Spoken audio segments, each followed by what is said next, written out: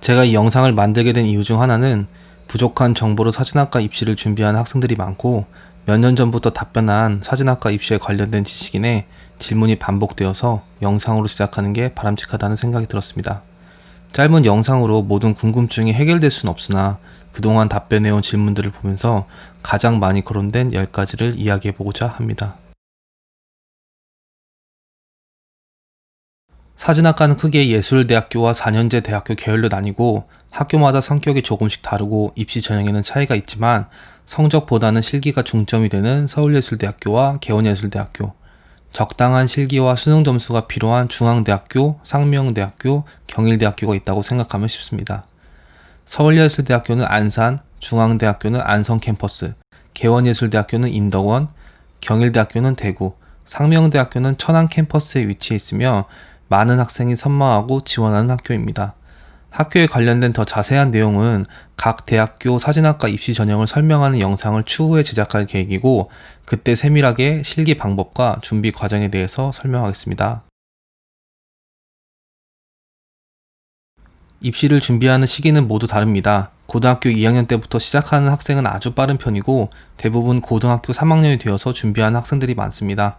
대략 수시가 10월 중순, 정시가 2월 초에 계획되어 있기 때문에 최소한 3개월 전에는 입시를 준비해야 합니다. 사진학과 특성상 성인이 되어서 입시를 준비하는 경우도 많아 고3이 아니더라도 큰 부담을 느낄 필요는 없습니다. 또한 입시를 한번 경험해본 재수가 아닌 이상 모든 학생이 사진에 대해서 관심만 있을 뿐 무지한 상태로 입시를 준비하기 때문에 겁을 먹지 않고 시작해도 괜찮습니다. 독학은 어렵습니다. 입시를 준비하는 과정에서 카메라 작동법에 해당되는 메커니즘과 작가를 숙지하게 되고 그것을 면접 시 교수님과 질의응답하기 때문에 전문적으로 교육하지 않으면 습득하기 어려운 부분이 많습니다. 또한 포트폴리오에 대한 개념이 잡혀있지 않은 상태에서 흥미로운 작업을 제작하기 힘들고 입시를 전문적으로 준비한 학생은 실기 방법을 이해하고 시험을 준비하기 때문에 그렇지 않은 학생과 큰 차이를 보일 수밖에 없습니다. 빠른 정보를 바탕으로 유동적으로 입시를 대처하기 때문에 독학은 쉽지 않습니다. 실기를 보좌하는 학교는 거의 없으며 있다고 하더라도 상대적으로 교수진과 커리큘럼이 다양하지 않고 배움에 있어서 큰 차이를 보입니다. 어려운 과정을 통해서 학생을 모집하는 학교는 실력이 뛰어난 학생들이 모일 가능성이 높고 그들과 어울리고 경쟁하면서 성장한다는 점은 수업에서 배울 수 없는 무엇보다 중요한 부분이라고 생각합니다. 대학교는 고등학교의 연장선이 아니라 새로운 방법을 연구하고 자신의 것으로 만드는 시간이기에 대부분의 사진학과는 기초를 가르치지 않습니다.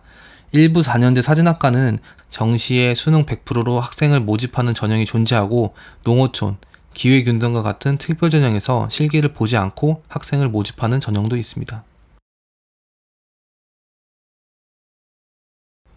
지원하고자 하는 대학교에서 자체적으로 주최하고 있는 공모가 아닌 이상 수상 경력은 인정되지 않으며 생활기록부, 자격증도 점수에 포함되지 않습니다.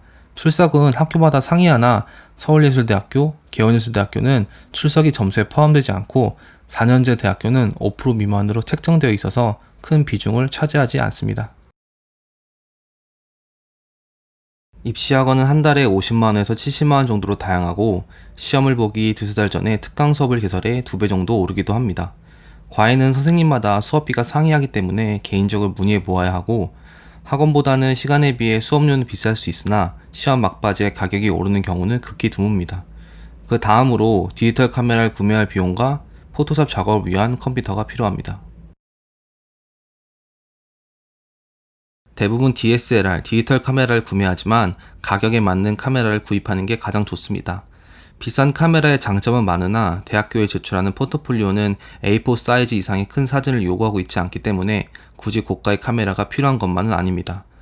가격이 상관없다면 많은 학생이 와이파이 기능이 없는 카메라로 캐논 오디마크3를 중고로 구매해서 사용하고 있습니다.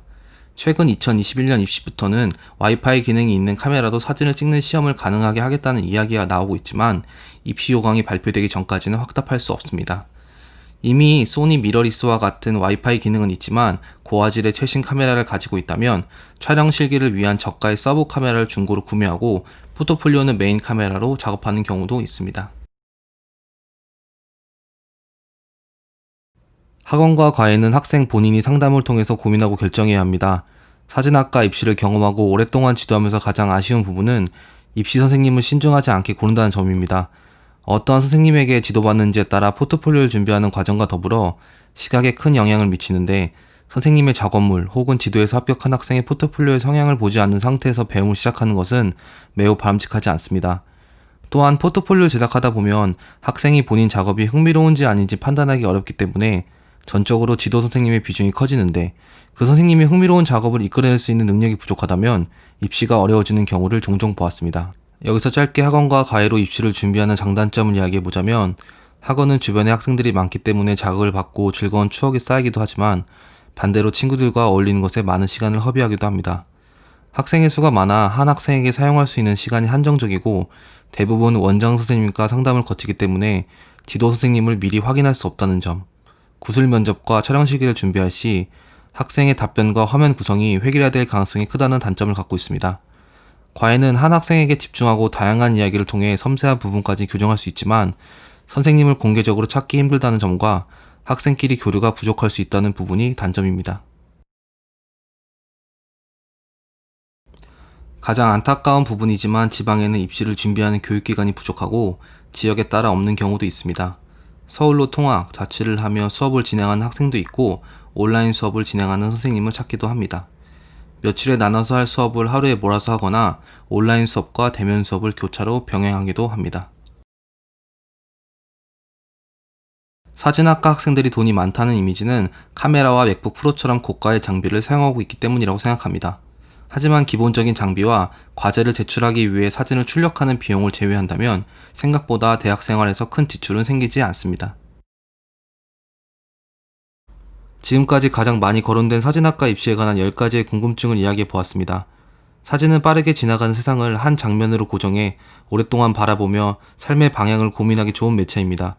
수없이 변화하고 새롭게 생겨나는 현상, 다양한 감정을 표현하고 시각의 구체화를 통해 나를 형식화하는 과정이 입시의 시작이고 사진학과의 목표라고 생각합니다. 조금 더 조밀하게 준비하여 원하는 바 모두 이뤘으면 좋겠습니다.